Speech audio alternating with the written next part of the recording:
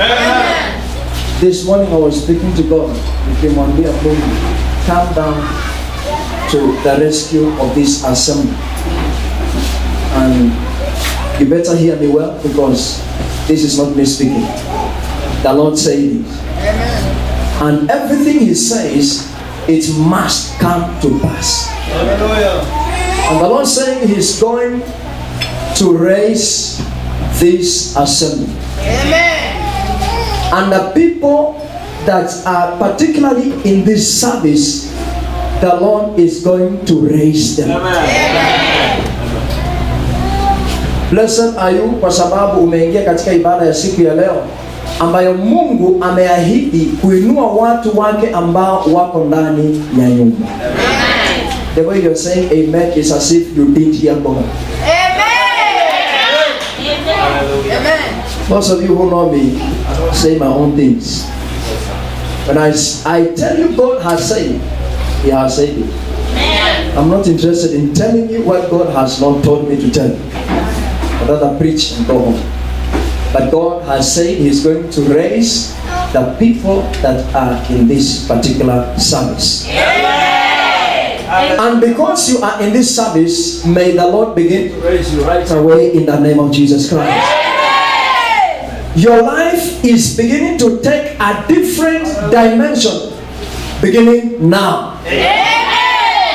No, not after the service, but beginning now. Amen. Beginning now. Amen.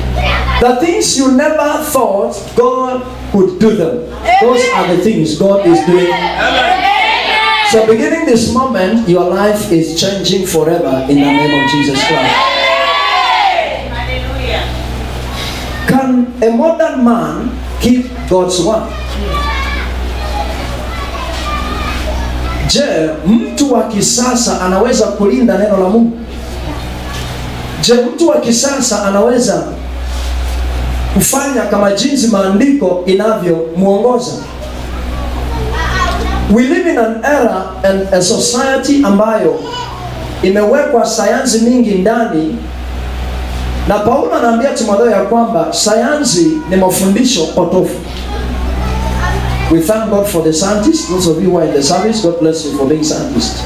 At least mnamsaidia. Tunaelewa ya kwamba ukirusha mawe juu haikai juu na rudi chini kwa sababu ya force of gravity. But the era ambayo tunaishi ndani is full of science. Things change based on the nature of science. Thus, we are supposed to change the way we live and change the way we understand the scripture due to suit in the system of this world. Yani maisha inabadilika kiwango ya kwamba inakulazimu ubadilike jinsi unavyoamini katika neno la Mungu, ndiposa uweze kukubalika hapa ulimwenguni. Ndiposa uweze kuwa mtu ambaye una make sense hapa ulimwenguni. Bure ukikaa na maandiko na ndani ya maandiko watu wanafikiria wewe ni mwenda wazimu. Ambia jirani yako, wachana na mimi niko wazimu. Wewe kwa akili yako mzuri. Mimi ndiye wazimu, sasa wachana na mimi ni wazimu. So we tend to change the way of life to suit in the system of the world. And my question is, can a modern man keep God's word? Can a modern man keep or carry out the commandments of God? And the answer is yes. And because of that explanation, I hereby change the theme of this message from can a modern man keep God's word to can a modern woman keep God's word. In other words, is it scriptural for a woman to put on a trouser?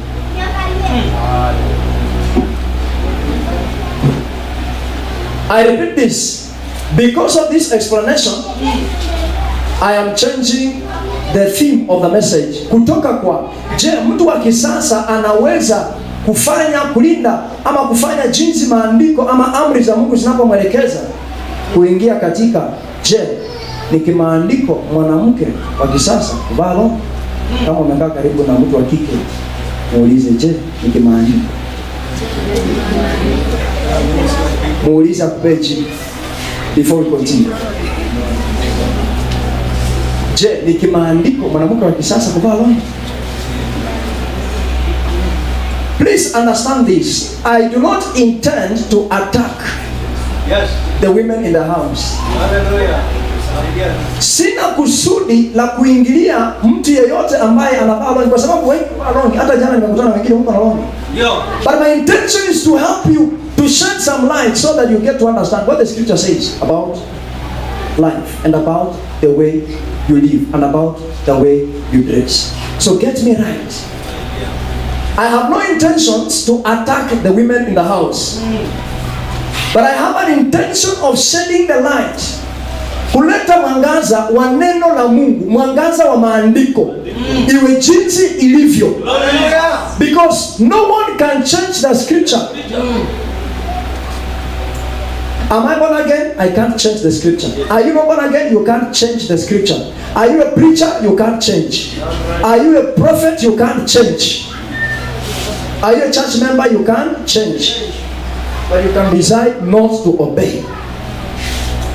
You can choose not to obey. We are dealing with character na maadili na tabia na mienendo na jinsi ya maisha. Look around where you're sitting. Mtu anakaanga jirani hapo kwako. Leo anakuja. The transition has begun to take place. I said there are those of us who will feel uncomfortable in this church. And as a pastor, I'll be at peace to say, God bless you as you go. Sababu ikiwa, the scripture cannot be bent. The scripture must remain straight and to the point. So if you want to change it, try it away from here. But while here, the scripture must be straight to the point.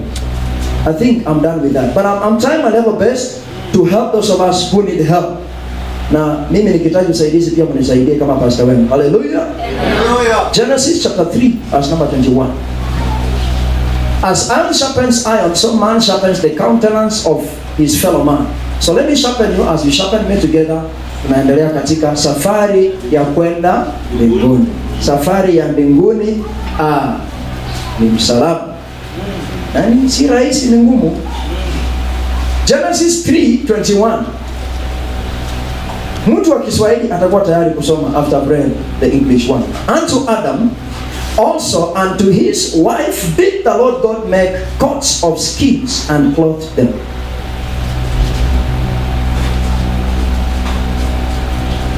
So because you are sleeping, stand up and read while standing. Genesis 3:21. Mwanzo 3:21. Bwana Mungu akawafanyia Adamu na mkewe mavazi ya ngozi akawavika. See, let nobody tell you ya kwamba Mungu hakuwahi tengenezea mwanadamu nguo. It is scriptural. And God made for Adam and Eve coats. Na Mungu akatengeneza makoti kutoka kwa ngozi akampea Adamu na Hawa. So those skin coats are supposed to be ours. Wale tumeokoka. Wacha kuachia watu ulimwengu hizo za bei ghali. Utaaford aje koti ya ngozi na kuanga expert. Hizo ndizo vitu Mungu aliumbia watu wake. Ambia jirani yako naenda kununua koti ya ngozi. The Amplified Bible records, for Adam also and his wife, the Lord God made long coats, and in brackets, tunics, of skins and clothed them. Now look at that. Na akawavalisha, hakutengeneza akaweka chini wajivalisha. Na Mungu akawatengenezea makoti. How many of you know tunics?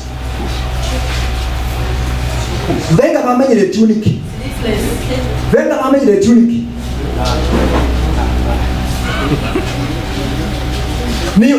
Ni nguo refu, it is like a garment. Ni mrefu, inapita kwenye magoti. Askofu, ile koti unakujanga nayo hapa morning devotion on a Monday. Hallelujah. Hiyo ndio tunic. Hallelujah.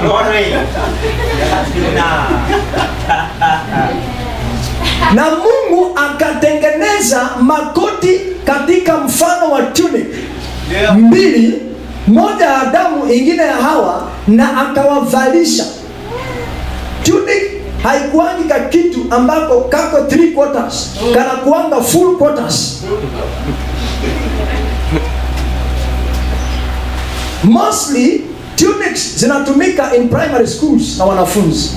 Mostly hata wale ambao after primary school they are those who still use them. Niko nasoma polepole na sina haraka ili ya kwamba tusaidiane. My topic is, can a modern man keep God's word? And because of the explanation, therefore, is it scriptural for a woman to put on a trouser? Mungu atusaidie katika jina la Yesu. Amen. Let us narrow it down to our culture. Tuishukishe ifike chini katika hali yetu ya maisha kutoka hapo kitambo ama hapo awali. And I want to give someone an opportunity to explain to us as a church. Wanaume wa kitambo na wanawake wa kitambo walikuwa wanavaa nguo za aina gani? And I think kuna mtu mmoja hapa anaweza nielezea. Elda katika hali mzuri sana nikiangalia umri wake wa kujua baba yake na babu yake huko nyumaye walikuwa wanavaa nguo of which design, ama walikuwa wanavaa nini, ama walikuwa wanatembea uchi, ama walikuwa wanavaa nguo. Tafadhali tuelezee kwa urefu wa kama dakika 5 walikuwa wanavaa namna gani, ama wanatembea uchi. I know there are those of you who know, but I want to give him an opportunity kwa sababu ya umri wake. Karibu. Bwana asifiwe. Hallelujah. Watu wa zamani walikuwa wazee, walikuwa wanatembea na ngozi, nguo za ngozi, anafaa kama suka, alafu inaenda paka chini, na akienda kukaa anaweka ile ngozi inafunika mwili wote. Wakafata wa generation nyingine wakawa wakitembelea mablangeti. Blanketi inafunika mwili wote, hakuwa anawacha sehemu nyingine. Na wamama walikuwa wanafunika nguo ndefu, wanafaa shanga katika kiuno yao, lakini nguo zao zilikuwa zinafunika hawezi kuonekana uchi, yani sikula. Walikuwa wanafunika hivyo. Na hakukuwako na mwanamke ambaye alikuwa anaonyesha ya kwamba nguo fupi, makoti ionekane, mapacha ionekane. Mapacha ilikuwa na ficho na sehemu za mbele ilikuwa na ficho sana. Lakini siku hizi wakagundua zingine naitwa sikati, ili waonyeshe mapacha ionekane. Na hiyo ni wazee walikuwa wanasema hii ni umalaya, sababu kumwonyesha mapacha anakutamani, na wewe mwenyewe ndio umefanya hiyo mwana. Hivyo tulikuwa tunaona. Pigia usema huyo mzee makofi kwa kuhubiri injili.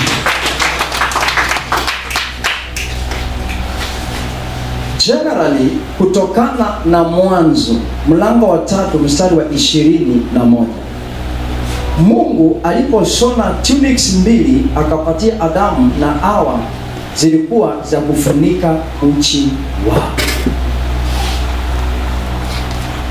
Baada ya hapo vizazi vyote ambavyo vilifuata, umesikia Elda akieleza ya kwamba walikuwa wanafunika kichwa.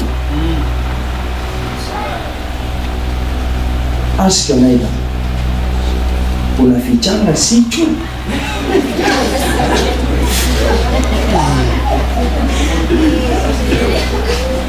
Deuteronomy chapter number 22 and verse number 5. So in the beginning, there was no definition for a dressing code between a man and a woman. The key thing was to feature Deuteronomy 22 verse number 5. I'm not preaching, I just want to share something here. Kwa sababu tuko katika shughuli za maadili. Deuteronomy 22 verse 5.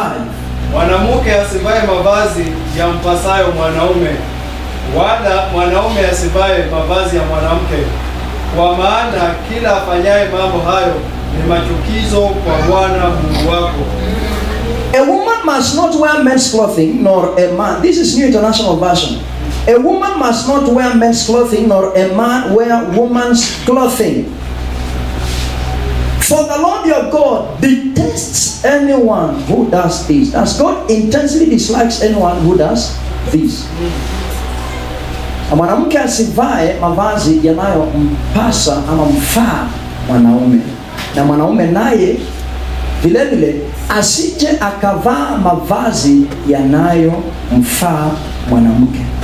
And you may be seated here asking me, Pastor, we no longer live under the law. That was the law. We live under grace. Matthew chapter 5 verse number 17. We don't live under the law. We live under grace. Hatuishi chini ya sheria. Sheria inasema mwanamke asije akavaa longi. Sheria inasema mwanamke asije akavaa mavazi ya mwanaume. Lakini je, neema inasema namna gani? Wacha twende kwa neema sasa. Mathayo 5:17. Soma. Usidhani ya kuwa nalikuja kuitangua torati au manabii. La, si kuja kutangua bali kutimiliza. Think not that I am come to destroy the law or the prophets. I am not come to destroy, but to fulfill. To do what? Yani Yesu aliyeleta neema ndiye anasema msifikirie mimi nikuja kuvunja sheria ama kuvunja ama kutoa manabii, bali kazi yangu ama kusudi langu ni kutilia mkazo na kuhakikisha kwamba sheria imekamilika, na namba 2 kuhakikisha kwamba manabii wanaendelea kufanya kazi. So as we live under the grace, him who brought the grace says he didn't come with grace to abolish the law. He came with grace to fulfill the law. Amen. Amen. Yani, the Old Testament cannot be complete without the New Testament. And the New Testament cannot be complete without the Old Testament. Kwa hivyo, the Old Testament needs the New Testament for its fulfillment. This is what it means. The law is not complete within itself. Grace is not complete within itself. It is grace plus the law that makes the scripture complete. Ni neema pamoja na sheria ndizo zinazofanya Biblia ikuwe kamilifu. Haiwezi kamilika pasipokuwa na sheria ndani, haiwezi kamilika pasipokuwa na neema ndani. So the law is fulfilled by grace. And so grace is there to fulfill the law. The two must work together for the word of God to be complete. Is someone following me closely? So the law alone does not complete the Bible. The Old Testament haiwezi kamilisha Biblia, New Testament haiwezi kamilisha Biblia. Ni Agano Jipya pamoja na Agano la Kale ambazo zinatimiza Biblia, inakuwa Biblia nzima. They both now strike a balance. Kwa sababu kukiwa na sheria peke yake bila neema, sheria itaumiza watu pasipo na neema. Lakini kukiwa na neema, neema inaingia ndani ya sheria na inafanya sheria inatimia. So it's up to you to understand the meaning. The Bible is complete when the grace fulfills the law. Bwana Yesu asifiwe. I'm going slowly. In the modern world, how do we define our gender mode of dressing? hali yetu ya saizi vile tunavyoishi. Niko na swali. Je, longi inafaa kuvaliwa na mwanaume ama mwanamke? Saya muongee kwa sababu ziko kwa nyumba. Hallelujah. Just answer what you understand. Longi inafaa kuvaliwa na mwanaume ama mwanamke? Mwanaume. Skirt inafaa kuvaliwa na mwanaume ama mwanamke? Mwanamke. Ni wote tunasema ama kuna watu fulani wanasema? Wote. Hizo sauti ni kidogo sana.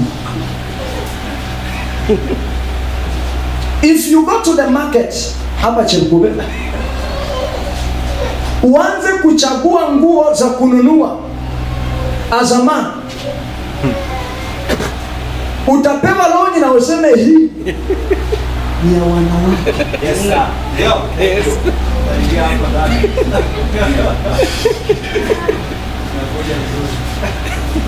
Tunaelewana? As a lady ukienda soko kununua nguo, utapewa longi na useme hii ni ya wanaume.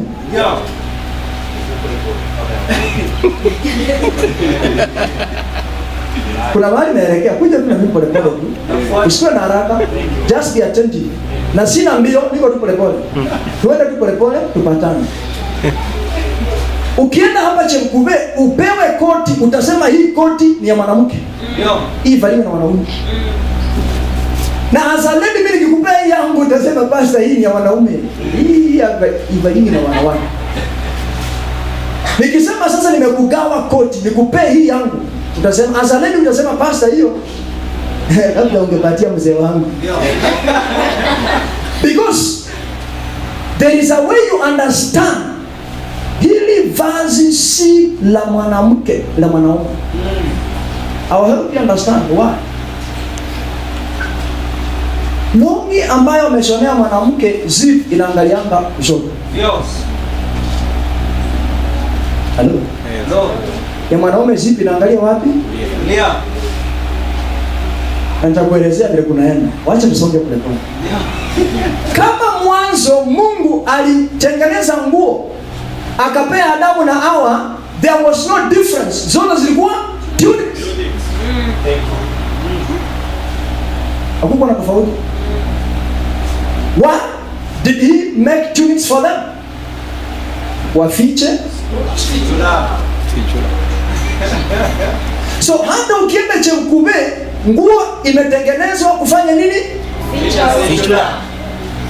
Iwe ni longi, iwe ni skirt. Kazi yake ni kuficha fichura. Follow me closely as we go down.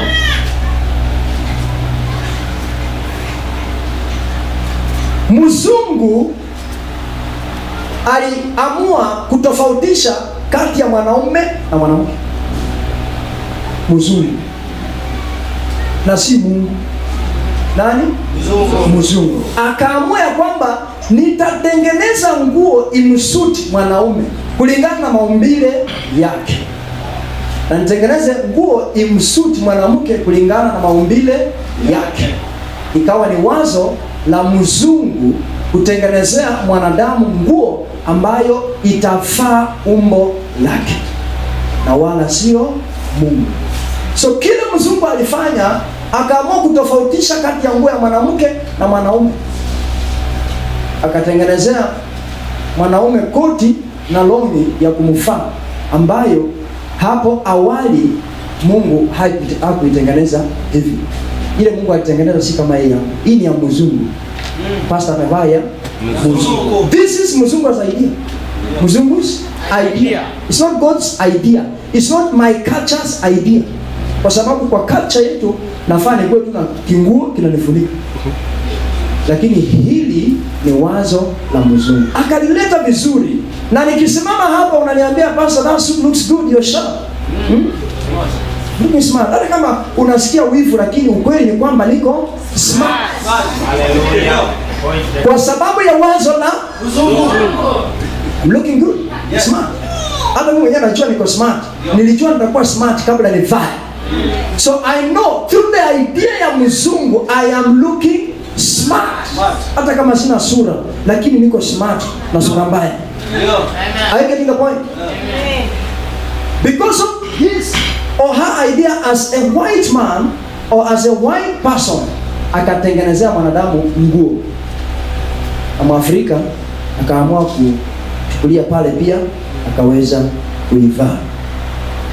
What is the right mode of dressing for a woman? Hapo tuachie hapo. I'll just come back nikimalizia.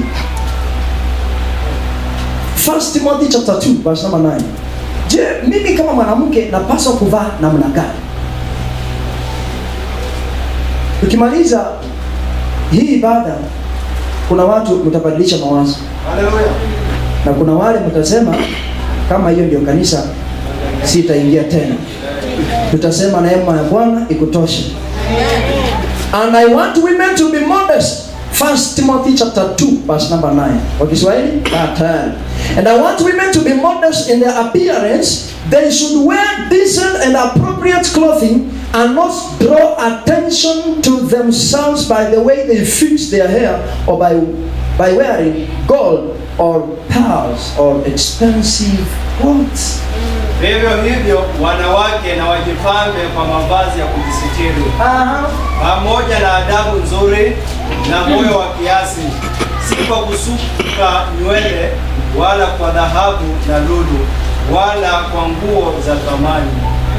Sijaambia mtu anyoe nywele. Sijaambia mtu asivae nguo ya 5,000. Unaweza vaa 5,000 na balance kwa account ni milioni 10. That is still a cheap cloth to you. Unaweza vaa ya 200 na hiyo 200 ndio rent. That is very expensive to you. So I leave that in the capacity of you as an individual to determine kile utakachofanya kulingana na uwezo wako. Bali na wasi ama nataka wanawake wakaweze kuvaa nguo zinazo wastiri. And I think the next statement said very well. Kwa pamoja na adabu nzuri. Pamoja na adabu nzuri. Uliza jirani yako, hiyo nguo umevaa ni adabu nzuri ama adabu mbaya? Ni adabu nzuri sana. Hiyo ndio point nasikia. Mungu awabariki. A woman should put on a decent cloth.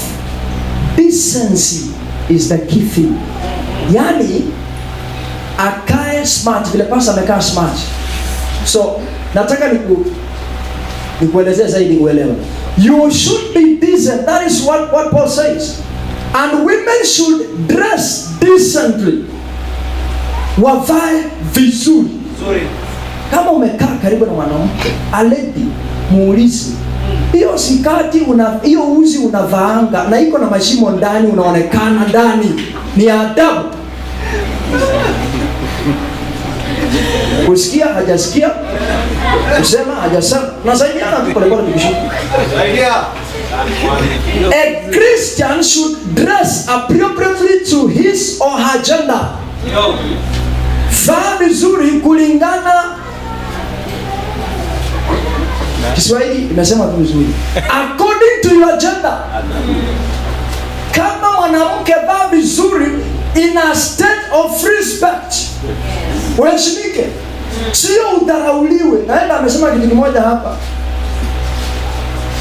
Watu wa kitambo walikuwa wanaona mtu akivaa nguo ambayo ni fupi ina expose mapaja yake, na inamaanisha ya kwamba huyo ni marai. Si mimi nimesema, nimerudia kile elder alisema. In all cultures, iwe culture ya Muluya, iwe culture ya Munandi, iwe culture ya Kikuyu, iwe culture ya Muzungu, unafaa uvae decently kulingana na hali yako. If you're a man, dress decently. Kwa hivyo wanaume tabia kufungia longi chini ya matako. Haleluya. Na umevaa ndani suruali ya ndani ni chafu. Hakuna mtu ana haja ya kuona matako yako. Kwanza matako ya mwanaume inakaa mbaya. Ficha huko.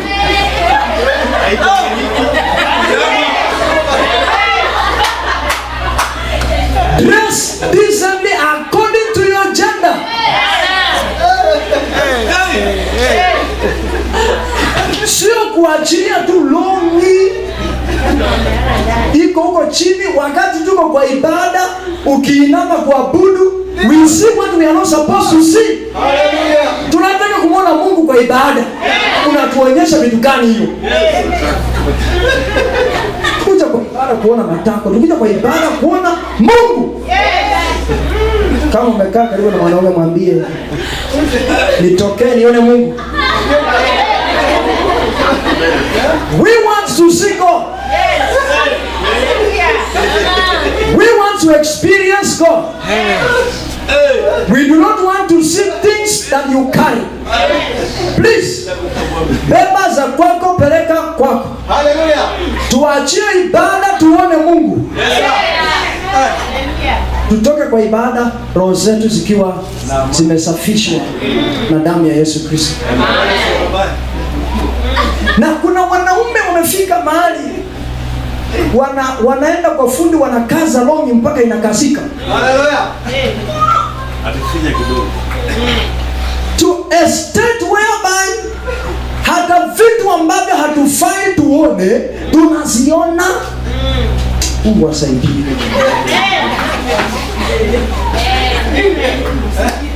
Listen to me, men who are here.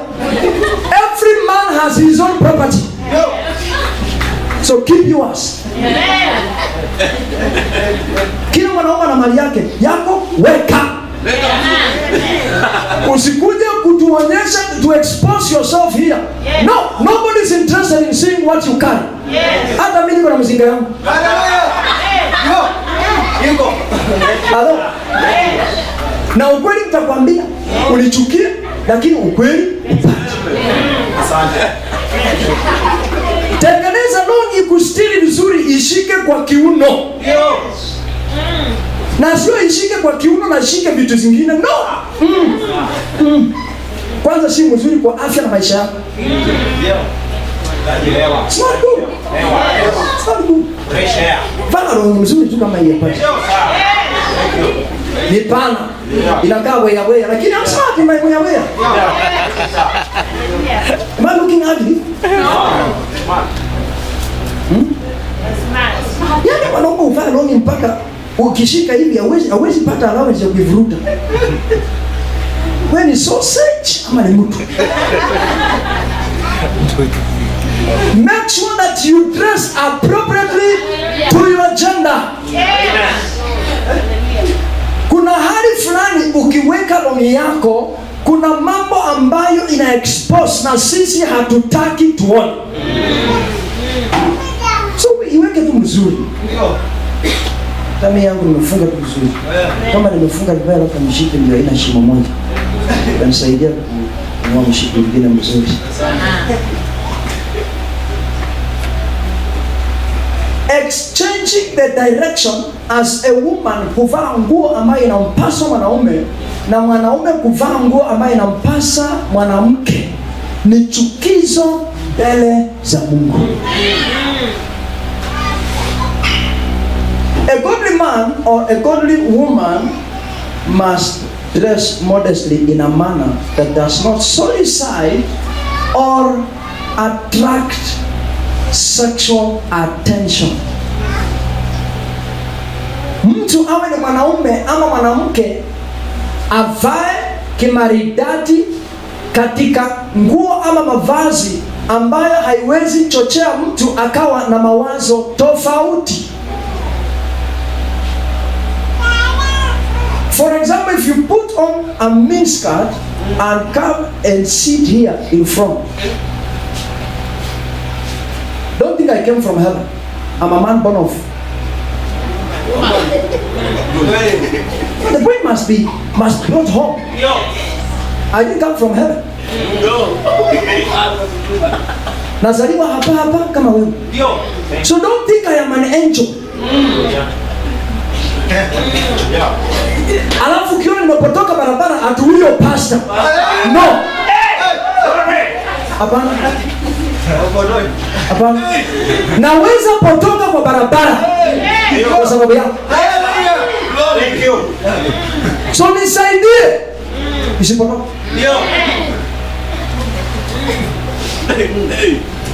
As much as you are anointed, even great giants do fall. Even the anointed do fall with the anointing. Hallelujah. Wanaangukanga na anointing, hawachangi anointing kwa mkebe. Wanaangukanga nayo. Alafu ni wanakumbuka tumeanguka.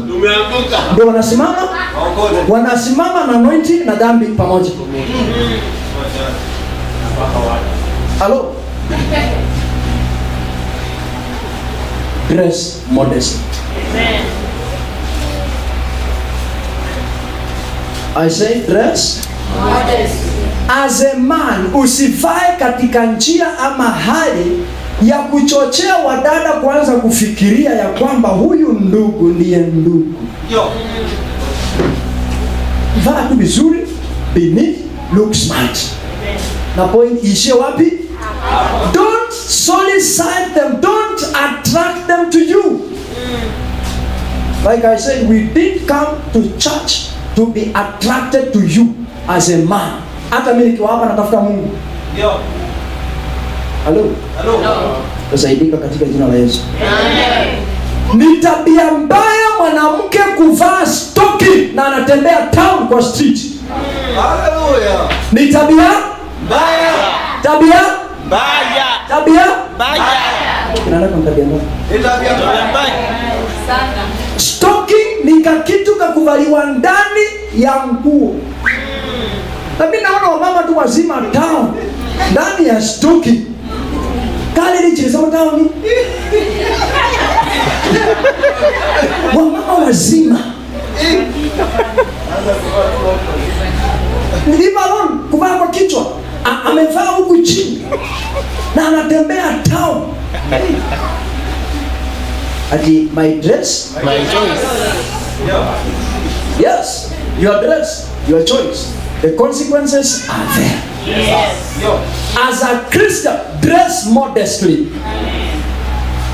Usijaribu kujifinya kwa vitu ambavyo unapata mwanamke as a lady born again kwa ibada hakosi, lakini amevaa longi, unashindwa alivalishwa na spana ama walimwagia omo ndio akamvalisha.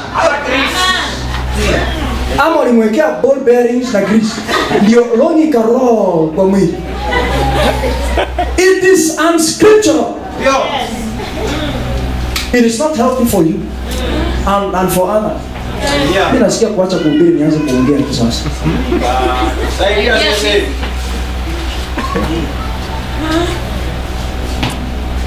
you, sir. Okay. The mode of dressing does not demand a scripture. It demands moral discipline. Hallelujah. Nasikia. Jinsi ya kuvaa vizuri haihitaji maandiko. Inahitaji tu tabia nzuri. Unajua tu hii longi nikivaa si nzuri, wachana nayo. You don't put it on. You don't dress that. Unawachana nayo. Na wanawake, most of them are complaining, Pastor, mimi my husband is no longer interested in me kama jinsi alivyokuwa hapo mwanzo kama nimemuelekea. Let me give you the secret. Ulikuwa muoga wa kuvaa longi. So he was looking at you, anaona mwanamke anamtamani. Siku hizi unavaa longi, anakuona kama mwanaume mwenzake. Hallelujah. Nionyeshe ni komba yenu likoleza. What for? Hallelujah. What for? The truth be said. Siku hizi unavaa kalongi, sasa ukiwa kwa nyumba, your husband doesn't see your wife, he sees a man, a fellow man in the house. So he can't be attracted to his fellow man. That's why hana shughuli na wewe. So longi wachana nayo. Yes. If you are here and you are listening to me, you are hearing me. As a father, I'm speaking to you. Wanawake wote katika hii ibada na katika hii kanisa na wengine ambao wako hapa, toka hapa, enda waambie pastor amesema longi. Hallelujah. Na usipatikane hapa ndani ya longi. Mimi nitakutoa. Sitakuacha hapa. Hadi Bwana asifiwe. Ndani ya longi hapa. Ngoja ile siku Mungu atanichukua nipumzike, ndio uanze hiyo unalu. But while I am still alive and as a pastor of this church, longi hapa, it is forbidden. Wanaume wavae longi wakuja hapa. Wadada mvae marinda na skirt na blouse mkuja hapa na makoti mazuri. Mko smart? Lakini kuvaa longi ati pia wewe uko hapa. Ajinga kwa backup. Sasa mimi si nitakutoa hapa. Nitakutoa. Alipasa alisema wale wanahubiri ndio wasivae longi. Sisi wale ambao tuko kwa backup tunaweza. Mimi niko tu kwa ibada. No, don't step in this church with a trouser. As a woman. Forbidden. Excubul. Amen. Kiwa na longi, Mungu akusaidie. Mine is to advise and give counsel. Yours is to make decisions. Hallelujah. You may choose ukitoka hapo uende uchome ama uamue ukitoka hapa uende ununue zingine mingi zaidi. The decision is yours. But ujue mahali pa kuzipeleka. But as long as the church is concerned, Bible says in Deuteronomy 22 verse number 5, na mwanamke asivae mavazi yanayompasa mwanaume. What is your understanding? Longi ni ya mwanamke ama mwanaume? Mwanaume. Hallelujah.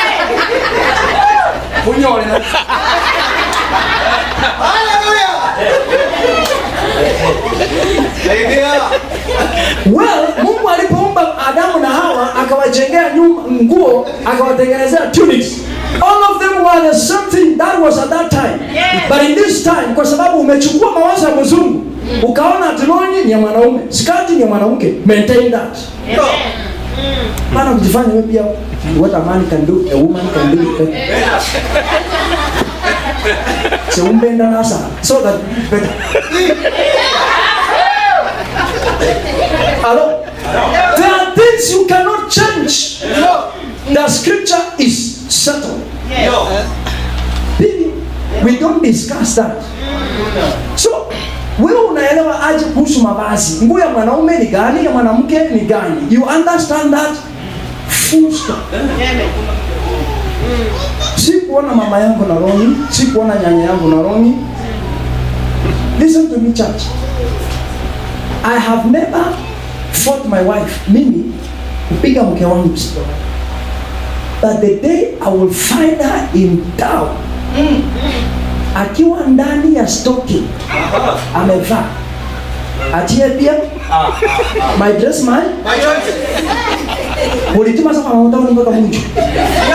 Who pay step by step. No compromise. And this is the standard. That is me. I didn't say you. That is me. Take off your home. The best way possible. The best way you can. Na unapata mwanaume mzima tu kama usio kuna mwanaume hasiru. Mwanaume hasimu njiro. Wewe ndio unaharibu nyumba yako. Mwanamke anafaa avae nguo ambayo ni nzuri. So that she's identified as a woman. Yes. Hata wewe mwenyewe ukiwa kwa nyumba unaona huyu kweli mwanamke. Bwana ustasema mura mungu wa makazi afwa. Olikusia muri yako na jinsi ali wicho ni pastor ulisema sasa hivi mesikia wale kitabu. Ulisema wazia kana vile jinsi na hawa kikuli. Who bought it? Ulinua ifanya kazi gani? Wakufungia kifungo. Yes. That is why you bought it. Yes. Ulileta security. Kwa baba. Sasa lazima itumike vizuri. Yes. Hello. As a man don't make a mistake and buy a trouser and bring it to your wife. As far as I am concerned, as your pastor. Kwa hivyo mwanamke avae nguo zinazompasa mwanamke. Mzungu aliona ya kwamba in the western countries huko kwao a time comes ambapo kunakuwa na baridi mingi sana. So akaona ya kwamba kuvaa nguo ambayo ni skirt full itafanya baridi iwe mingi kwa mwili. Akaamua ashone longi muundo wa mwanamke ambaye itamshika vizuri na ongeze nguo nyingine juu, apunguze baridi kule Marekani, kule Sweden and those other nations. Sasa Mwafrika alipotoka hapa akaenda huko akaona mwanamke amevaa longi akafikiria it is the state and change of environment that caused them to think against the scripture. Yes. And they decided to do. Kwa sababu kuna vitu ambavyo tunafanya ili ya kwamba to suit into the system, and in the process of suiting into the system we are against the will of God. Yes. So that is one of the things ambazo tunafanya to suit into the system, but it is against the will of God. Huyu Mwafrika tu alipoenda ng'ambo bado akapata kuna joto mengi. Wanawake wazungu wamevaa tunyasa, tumefika hapa. Akafikiria hii sasa ndio fashion ya mavazi. Kakuja huku yeye pia ende Chekube, tafuta kinyasa ya mtoto wa nasari, mama mzima vaa. Akifikiria hii ndio mtindo ya huko. Sasa pia sisi lazima tuchanuke. You know, you are thinking you are civilized. You are not civilized, you are a fool. Yes, you are primitive. Yes, primitive. You are not civilized. Hizo vitu watu wanavaa zikifika hapa, ndizo zenye Hilda alikuwa anasema wamama walikuwa wakikaa wanafunika. Basikia bitweya. And I think another word is bitete.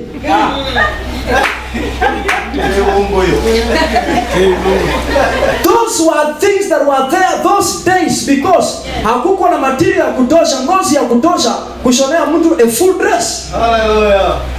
Yaani material zilisha kwa hii dunia ndio navalia watu miska. Material kushona nguo ikuwe tu mrefu ikutoshe vizuri. Zilikwisha. Ziko. That is the thing. So just dress modestly. Ukae smart. Hello. Look smart, look neat. Mambo itabadilika, hata ndoa inabadilika na kwa smart. Kwa sababu there is that good and positive attitude towards one another. There is that admiration between one another. Bwana Yesu asifiwe. Amen. So don't be deceived and begin thinking ya kwamba a woman can comfortably put on a trouser. And you understand very well, longi inavaliwa na mwanaume. Ati wana avoid rape. Wangapi wamerepiwa kivaa skara? Wacha niulize watu ambao ni wazima. Nani mzima hapa? Yaani my unit. Wafu anarero kweli. Omuntu kae kwa mungu na fare skara. So let nobody deceive you ya kwamba ukivaa longi una avoid kukuwa raped. Na nani alikupatia mentality ya kwamba kila mwanaume anakurep? It is you. Umetoka kwa nyumba umevaa longi wasikurep, ndio maana wanakurep. Kwa sababu umetoka na intention ya kurepiwa. Lakini umetoka kwa nyumba comfortably, I'm going out kufanya kazi yangu, you go well and come back. Well. Glory be to God. So let us make sure that we are just smart and neat. Lakini sio kujiingiza katika nafasi na katika hali fulani. We as women have attracted what we call those rape cases. You put on a miniskirt with a slit on it.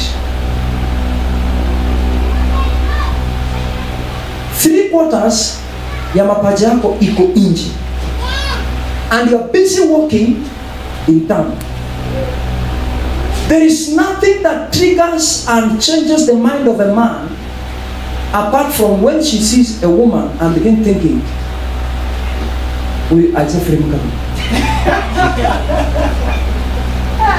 Hello? There is nothing that triggers this. When a woman puts on a trouser, huwa hakai kama mwanamke.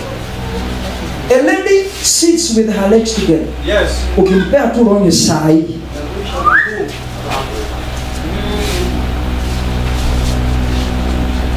Yeye pia unampata tu. No. Wear her sorry as a lady. What do you think a man thinks when he looks at you? Hello?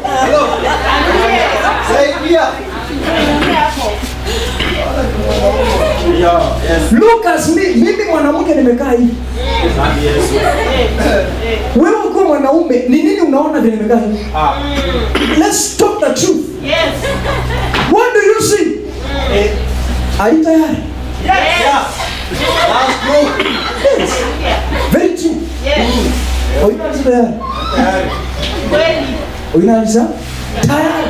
That is the signal and the message you send to a man. Yes. And from there, a man changes his mind. And what happens next is that wewe umemfanya akahisi ya kwamba uko tayari. So whether unataka ama hautaki, uko ndio maana unapenda. Whether you like it or not, the message that has been sent to a man is not what you intended to do. Yes. Am I talking to someone? Yes. And some of you sometimes when you put on those trousers, you sit and shake your legs too much. Shake your legs. As a woman in a trouser and you're shaking your legs, it's bad manners. Yes, sir. Hey. It is bad Man. manners. Hiyo si tabia nzuri. Tabia mbovu. Hallelujah. It makes a man to change his mind. Yes. Same to men, when you sit, kaa tu straight, mguu yako kama umeweka, kaa tu ikae. Hapana kushinda unatingiza mguu. What are you looking for? Hata wengine mnavaanga skirt na bado unakaa unatingiza mguu ndani ya skirt. It is bad manners. Yes. Ambia jirani yako kimema kimimi. Stop it from today.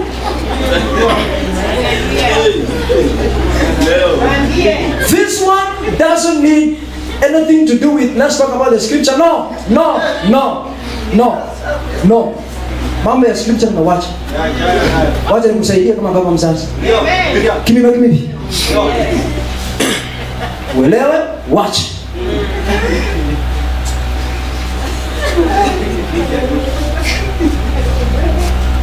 Wala mnavaa vinyasa mkitembea town, it's good. Valia kwa bedroom yako. So that waambie mzee niko tayari. Yes. Mambo mengine hiyo ni nyinyi mnajua. We are not interested as the public at large. So wale mko hapa from this service, make sure that you stand out as a good woman, as a good man. Dressing demands moral discipline. Yani ukiangalia ni tabia tu ya kawaida, ujue ya kwamba vile navaa hivi ni kuwe discipline ya kwamba navaa ni kuwe smart, ni kuwe neat. Now that I am going to be here on every Tuesday and Friday from 10 to 4. I do not want to see a lady coming to see me and pastor nakuja counseling wake nilesabu kuna with a transparent dress. Takufukuza. Kuangusha.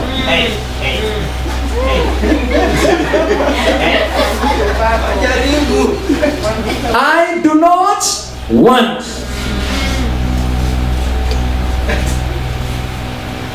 Huwa nakaa. This distance from here all the way to the door. Na uingie kwa mlango na nguo ambayo iko transparent. Do you think I'm a blind man? No. Do you think my eyes will stop from the cloth? Because the cloth is transparent, my eyes will go beyond. Yes. I will see beyond. That is obvious.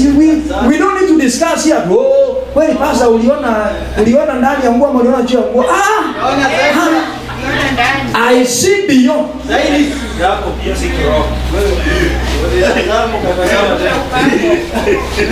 So what you do You know, naenda kuona mchungaji, vaa tu nguo nzuri ambayo haiko transparent. Kama unajua iko transparent, tafuta kamisi weka ndani. Na wanawake wa siku hizi hawavai kamisi.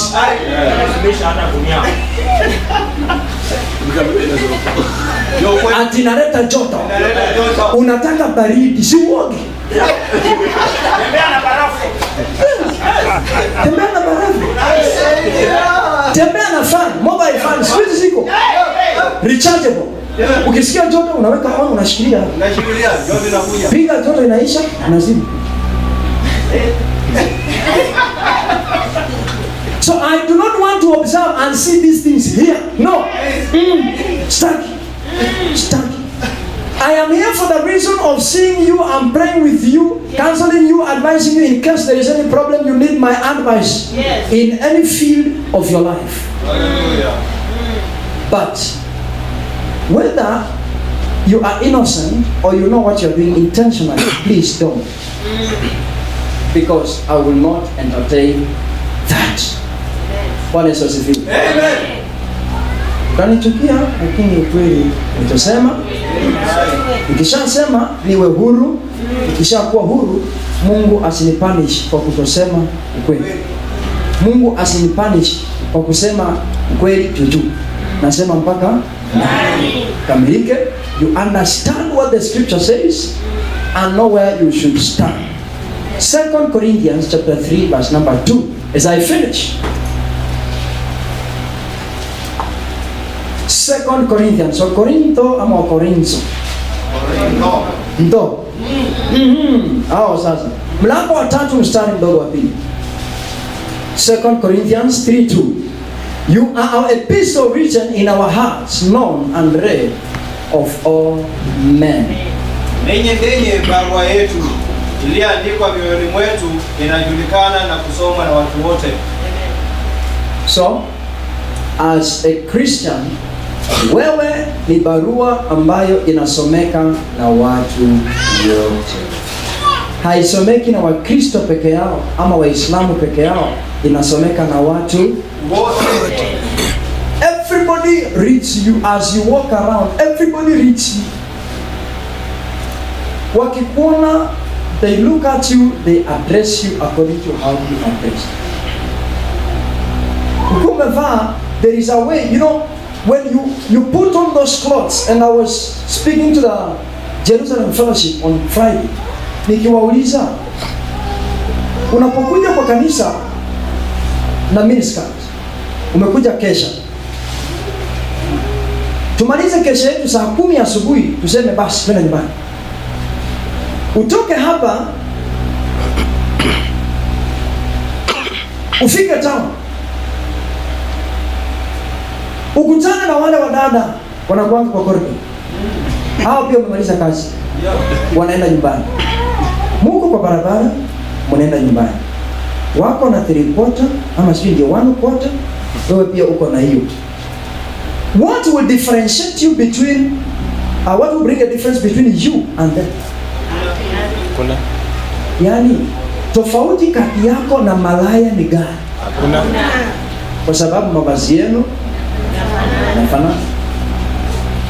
So vaa ukiwa kwamba you are a letter to be read by people who are in church and outside church, so that as they read you, wanakusoma kama ujumbe mzuri, wanakusoma kama habari njema. Wakikuona wanasema huyo dada ameokoka. We read her lifestyle is a life of a Christian. Sio kukuangalia alafu waone vile umevaa, then wanakupatia kajina atuye amevaa kama marai na atanendana kwa ile kanisa ya mabati hapo chini. Maandiko pale Wonders Worship Center.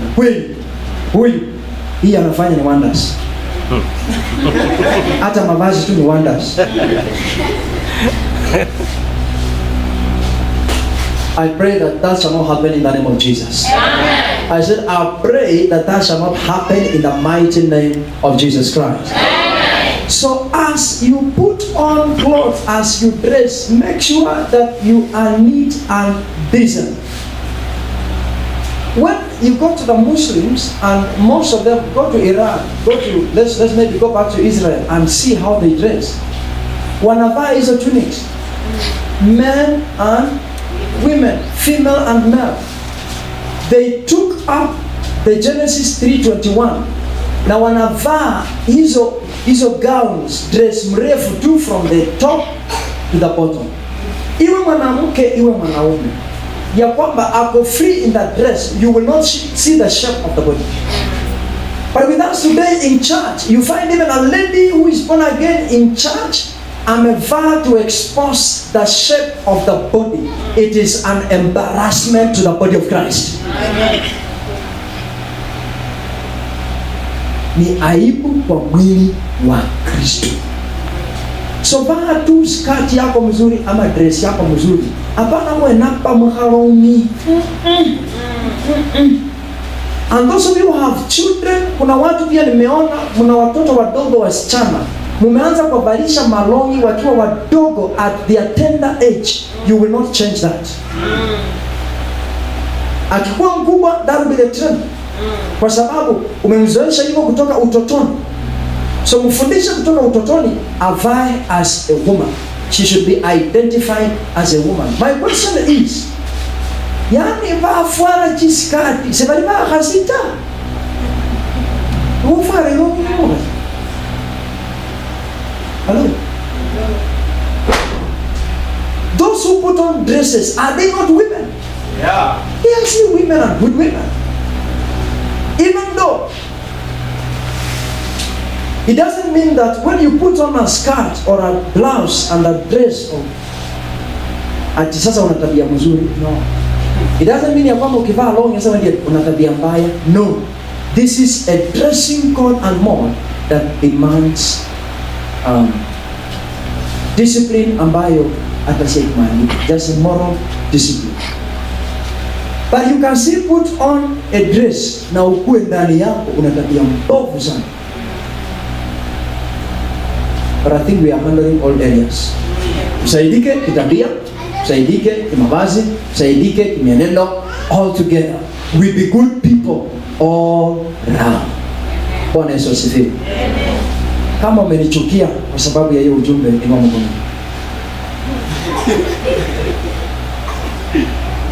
Kama umenipenda kwa sababu ya kusema vile nimesema, inua mkono juu. Hallelujah. Kama ujui mahali huko, inua mkono juu. Kwa hivyo wote tunajua mahali tuko. Bwana Yesu asifiwe. I want us to rise up on our feet.